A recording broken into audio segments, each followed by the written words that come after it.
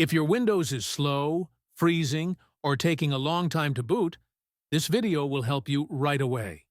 Without installing any programs, I'll show you 5 concrete steps that will immediately speed up Windows 10 and 11 without installing viruses and without losing data. First and most important step, startup programs.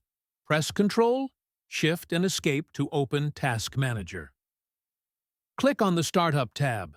All applications that start with Windows slow down your computer.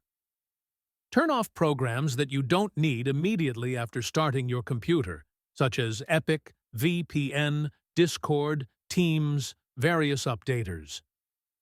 This alone can cut your computer's startup time in half. Another trick: visual effects. Windows has nice animations, but they consume resources. Right-click on this PC, then Properties, Advanced System Settings, Performance, and Click Settings.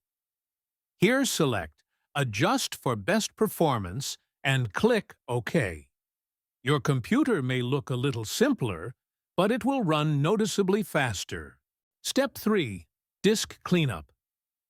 Open Settings, then Storage, and turn on Storage Sense. Windows automatically deletes temporary files that are just taking up space and slowing down your system. If you don't have enough free space, Windows will always run slower. The fourth trick: applications that run in the background. Go to Settings, Apps, and check which apps are constantly running in the background. Turn off everything you don't use every day. Less apps in the background means more RAM and a faster PC. And the fifth, but very important step: drivers.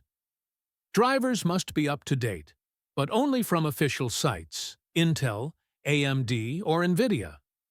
Avoid driver booster programs because they often do more harm than good. Correct drivers mean a more stable and faster system. If your computer is faster now, write the word "faster" in the comments. I'm curious to know which trick helped you the most. Subscribe to the PC Tips and Tricks channel, because here I regularly share useful PC and AI tricks that save you time and nerves. See you in the next video.